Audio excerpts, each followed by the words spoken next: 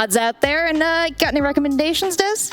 We were talking about this just before we went live, and I think we've all kind of settled towards the same game. It's sort of cheating, but Rogue versus Elevate. Oh, any game that ends on third map, 15 rounds, and comes down to someone tying the single map record, always down in my book as a must-watch. It was a real treat. You said you agree, Kalvin, and come on, that's the one match. I guess it's kind of beautiful that there's such an agreement on this. Like, chat, you have no excuse not to have seen that match, and maybe if you've seen it, watch it again. But we're here to talk about a lot of things, mostly related to Eminem. That's why we got Kalvin. But Des, break it down. Why are you here to talk about Eminem? Me and Cal go way back. Oh, yeah? I've known him for probably 6 years at this point across a few different titles. And I think it's just really inspirational knowing the story that Eminem's been on. They've built 2 top-tier rosters. The Na'Vi roster that we know that went on to win Tokoname, for example, was one of them. Now they're here again in EUL. They're at SI. And they just keep on doing it. So I thought it was worth sitting down, having a chat with Cal and just understanding, what is it that makes Eminem so successful? Oh, you are well situated for this. And one of the first things I learned about you is that you're an Eminem fangirl. So you've got all the details. What brought you to being a fan of them? Well, I had the pleasure of casting them during their Challenger League run past year with the current roster, and the pleasure of casting them during the closed qualifier that actually led them to being able to play at SI. So, well, I kind of fell in love with the roster and their playstyle, so I think it's fair to say that, yeah. Yeah, absolutely. And Kalvin, as an owner of Eminem, please tell us a little bit of your background and help us get to know you a little better. So I think just starting a team is very difficult. I don't know if I recommend it to anyone. It's a very long, stressful journey, but it's moments like making it to SA that really make it feel like it paid off. And so a bit about myself. I obviously own and run Eminem Gaming. I also do the social media, which a lot of people don't realize. It's very good. Yeah, I didn't think you could do 2 things excellently. It's basically Kalvin, the meme master at this. Yeah, I sit in my room every day for about 2 hours just thinking, if this happens, what do we tweet? That's great. Yep. What an important job in the social media era. You're the owner, you manage multiple rosters, you've got all these staff to worry about. What do you spend a quarter of your day doing? Thinking about memes. Yeah. I mean, it's what we do in esports, right? You live online. I just live on Reddit all the time. But yeah, I spend a lot of time just posting, making memes. I think that's all part of the fun, especially in Rainbow Six, where it's such a vibrant community. I always love seeing what people come up with. And for me personally, I think Eminem is about kind of giving opportunity. Myself, I'm a kind of British Chinese person who didn't really have a lot of opportunities coming up, so I wanted to make a team that kind of helped people and push people forward and make them become a better person through gaming. And we are definitely going to get into that, because even just talking a little bit earlier today, you talked about some great world-expanding experiences that you got to bring your team.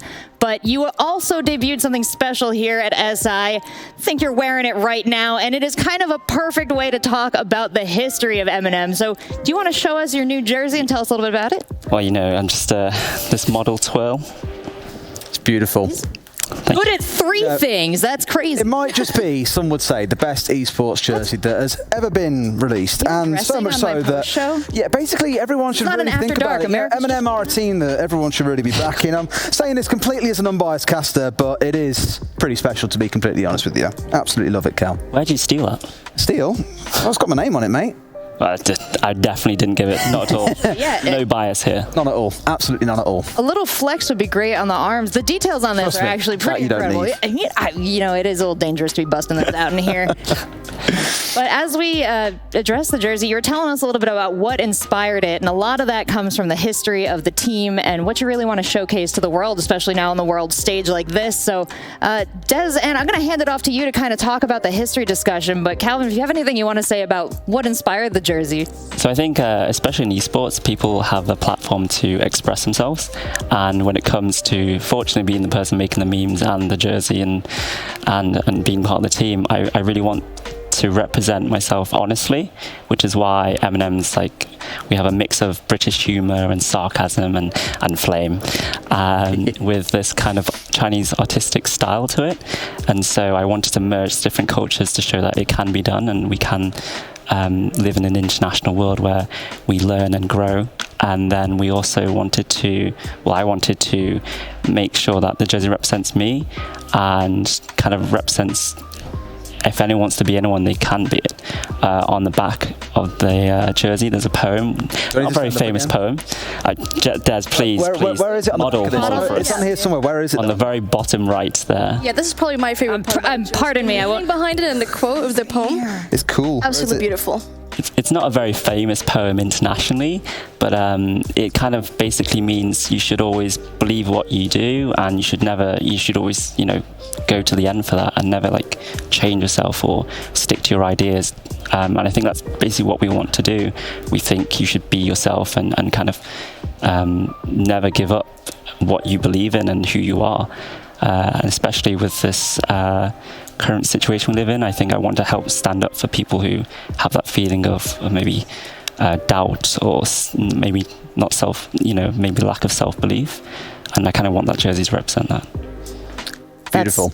That's really awesome. It's a great meaning. I really like it. And I'm sure your team is proud to wear that. I think that, as we move forward in esports, that's exactly what we all hope to embody. And it's really amazing seeing the teams come together this way.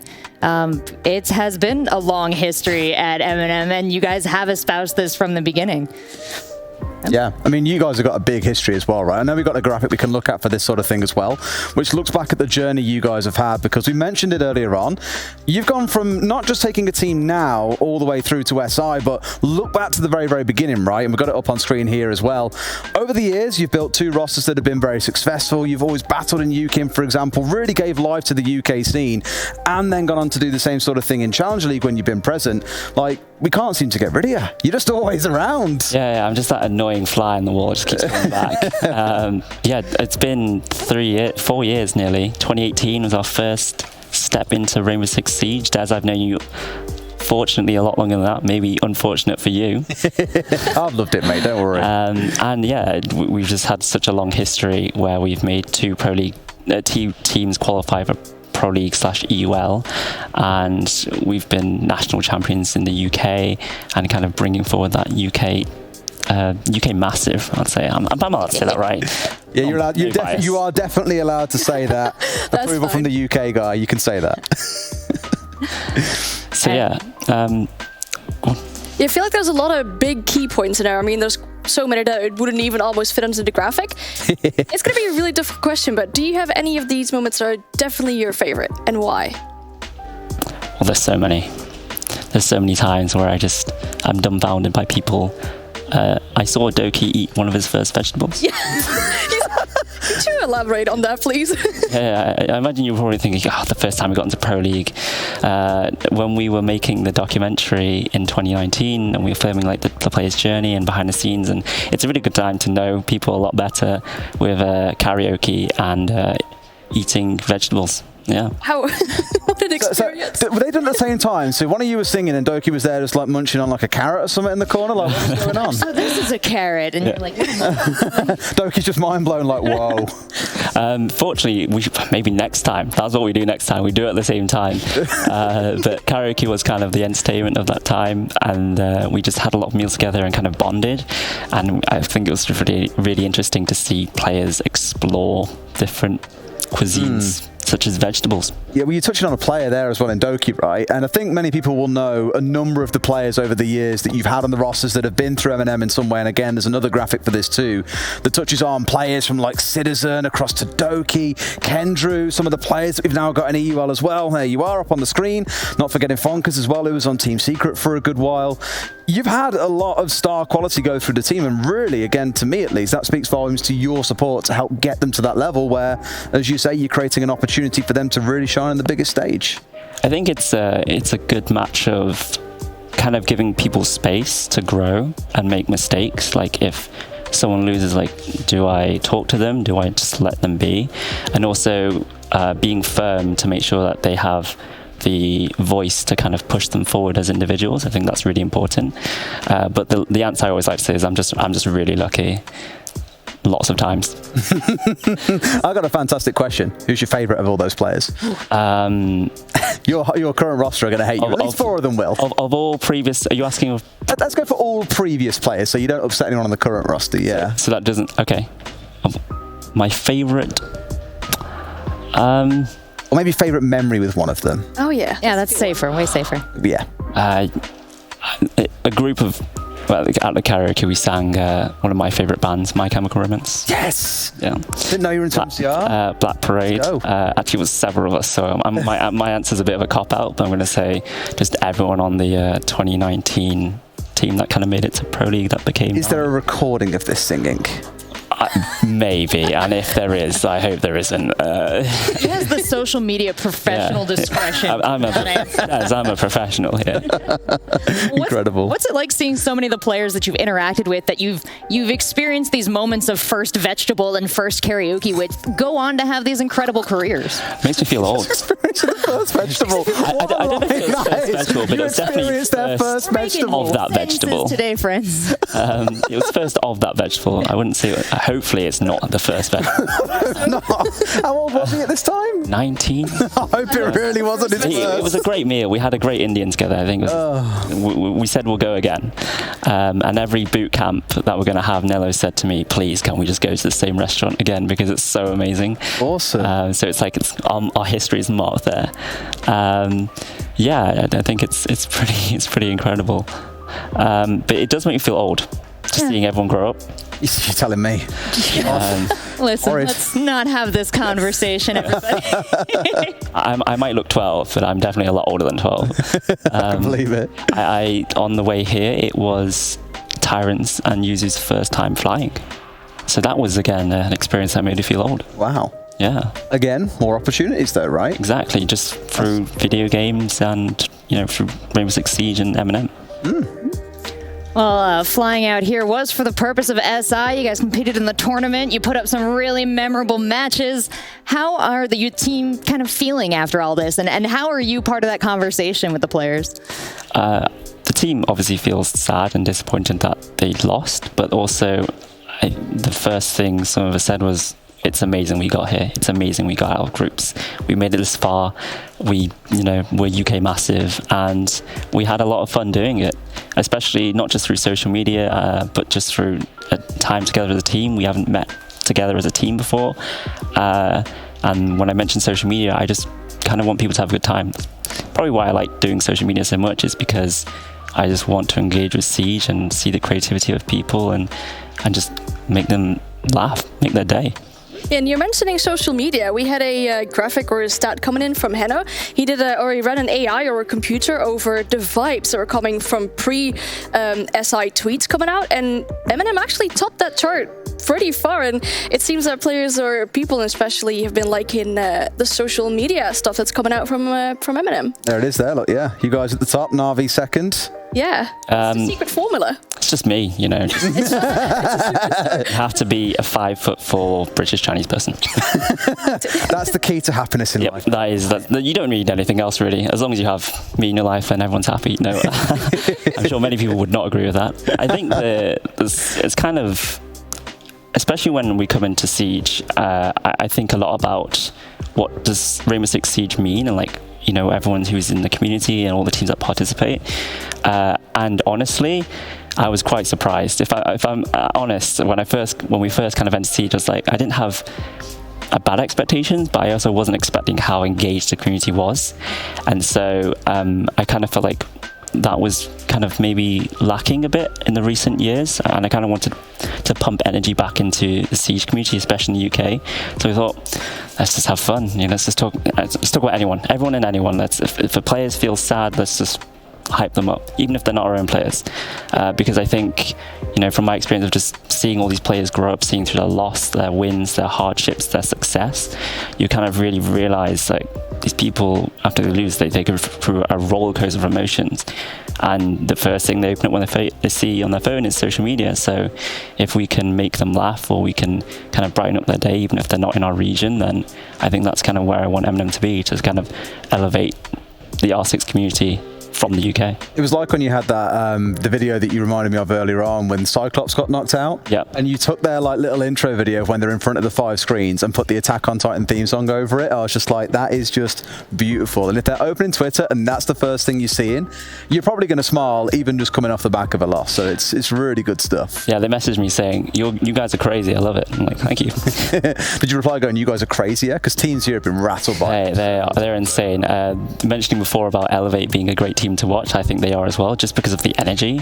Like, even if teams are losing, they are so happy to be here. And I think that shows the sign of a true gamer to me. I think that's gaming spirit. Like, whether you win or lose, you're just happy to play the game you love. 100%. We did want to talk a little bit around a couple of things there. So you mentioned kind of social media and how you do it all yourself, and it's about the community, about the branding side of thing. You spoke a bit about the jersey and how that contributes in towards that as well. I know, Anne, you were quite curious to talk about some of the kind of memeing side of things, and we have gone through that a little bit already. But I guess towards you, Cal, when it comes to the memes, you don't really keep it isolated to just your team. It goes out, like you say, into the whole community. What's the philosophy behind that? I just love memes. I wake up. I love that. It's such a straightforward answer. I just love memes. It's so, it's so peculiar because people say, "Oh, what do you love?" I'm like, I love pancakes, and I love memes. I love fried rice, and I love memes. Yeah. That's a voice clip I've ever heard one. It's fantastic. I feel you on that though, Kalvin, because you can pack so much information into a single image. And what's great about especially memes for a community like Siege is there's so much knowledge depth that you can put into a single image. The more you know, the more they kind of open up to you. And I think that's been the joy of kind of watching. You are so plugged into the community that you can make jokes, you can make them positive, and they are correct. They are so based in reality. So I think a lot of people enjoy the experience of being seen and being celebrated in the way you celebrate them too. Yeah, for the North American qualifiers, I was up to like 4 a.m. just watching the games, just seeing if I could post any more memes. I see a team kill, I'm like, that's a meme. You need help. You know, 4 a.m. memes is a real big commitment. I do. Borderline addiction as well. It is. I think someone's asked saying, do you ever sleep? I'm like, if there's a meme, I can smell it. I know there's something, but I mean, just kind of getting back to it, it's just, we talk about other regions and teams because we're still the same community. Like, yes, obviously I want EUL to win, like the EU region, but also part of me is, I have heritage in Asia, so I kind of want APAC to win, and then I love like the kind of the frosty and the humor of the North American scene, or like the passion of the LATAM. So I kind of like all of it, but obviously in the end, Eminem is the best. Well, and I want to go to you for the outside opinion here, because as a longtime fan of Eminem, you've kind of observed both their social media presence and their performance. So without looking at Kalvin, so you don't give anything away, have you felt like there's been a correlation between their team synergy and their meme synergy? Yeah, I could definitely say so. I mean, we've gotten quite a lot of an insight on the players, I would say, on their road here. It was kind of as we were getting into a vlog of the players with the measurement tape and flight, and how they've already forfeited before they even got here, and what kind of food they were having and everything. I completely love that, and I definitely think with putting players out like that, you're also doing a really good job on branding players and making sure you gain a lot of fan base for these players. I think, it's just kind of representing them honestly, which is secretly taking photos of them in the airplane. But also, I don't actually like putting pressure on players. I think that's actually part of like managing a team, is even through social media and how you communicate. It can actually add a lot of pressure, especially if you start talking trash a lot. I mean, we do. Our motto is "For the Flame," because I just love flaming people. But it's kind of finding that balance of, are we contributing to the community very well? Are we making a bit of fun? And also making sure that we are not putting a lot of pressure on players. And I know a lot of people said Eminem is a team that came here with no pressure. I think that's kind of really important to kind of keep that vibe going. Well, and as a team owner, I think would be so refreshing to work under, knowing that, you have such a deep understanding of what it takes to perform well, that you have this grace for, things that happen outside of people's ability. People aren't going to play well every time. And either way, you seem like a wonderful owner to come home to and be like, well, shucks. And you're like, get him another time. So a little more about the team ownership and interacting with these players over the years. How, personal do you get with like the advice, the conversations, the one-on-ones? I think too much. Probably definitely too much. No, I think just it's kind of amazing that you think these people are very good at this game, and kind of the dedication it takes to be excellent at this, and the amount of time they've put into this, it means that they've kind of they need to be shown a lot of other areas in life, and I think that's what I help them do, such as getting on a plane and going through security, explaining to the security guard what a mouse bungee is for 10 minutes. I love that. That's a weird one. A mouse bungee. Yeah, because it's triangular, right? And you think it kind of looks odd on the scan, I imagine. Yeah, I can see that. You see every day. This for young man. Yeah, you got to explain that one. Yeah, I think it's kind of helping them being better people. I think people are so young and they're so talented. We got to make sure that we just kind of look after them.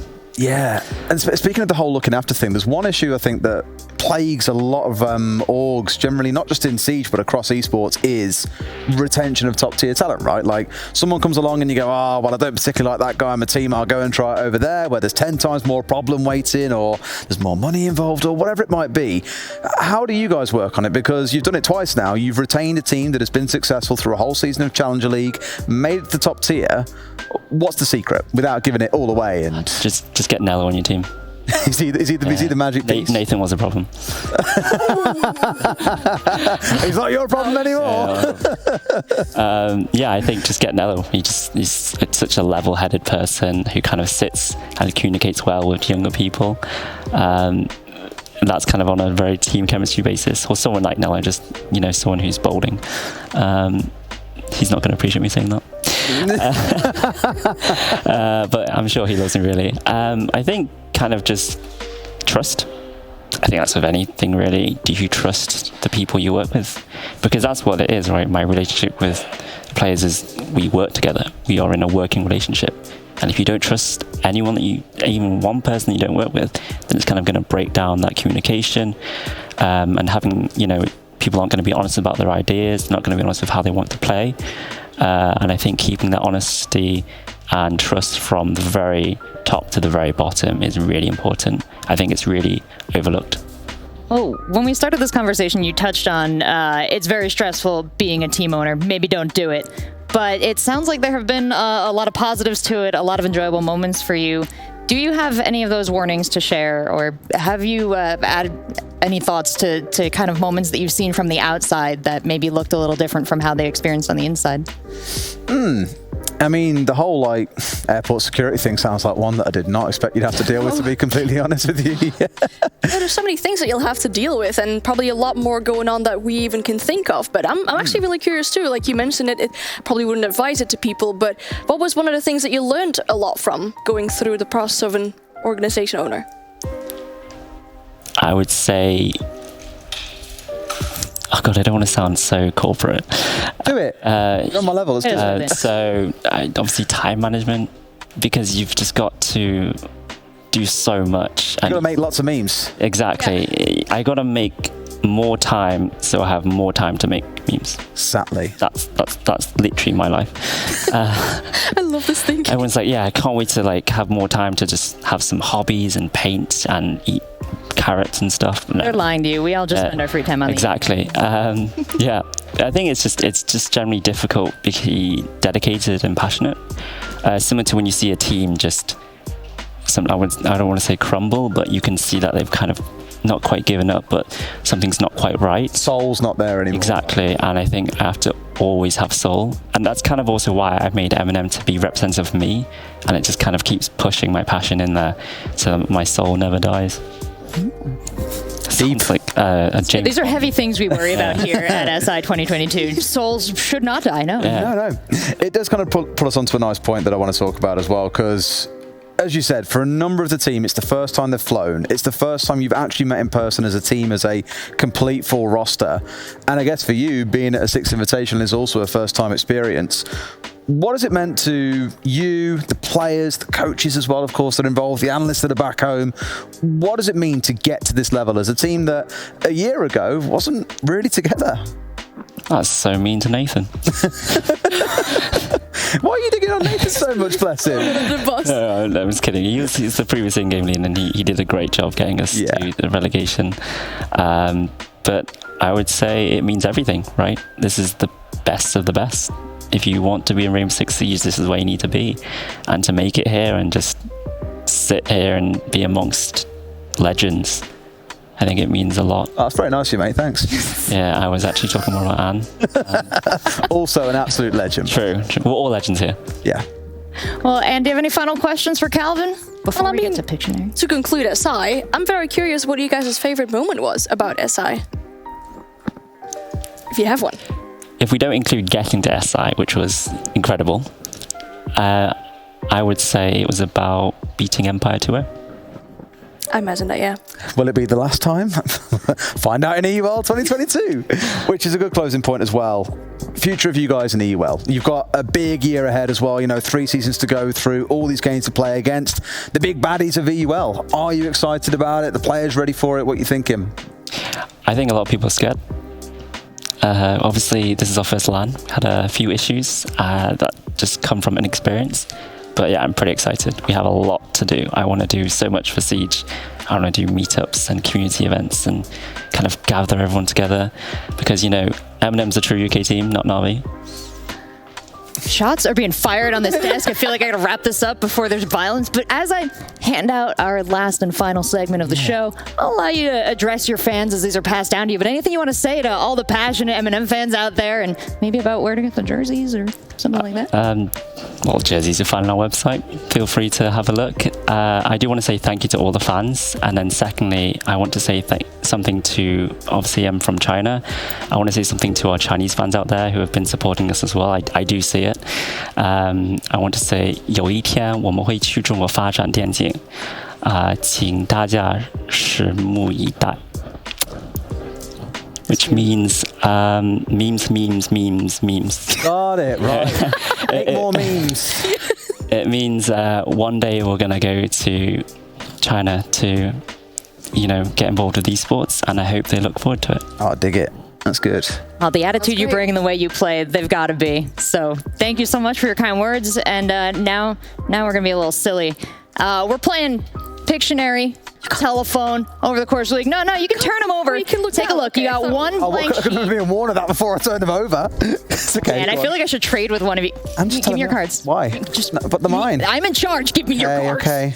Oh. You're going to draw that. I'm not allowed to turn these over now? Yes. Turn it over. Look at the words. Okay. Think of them.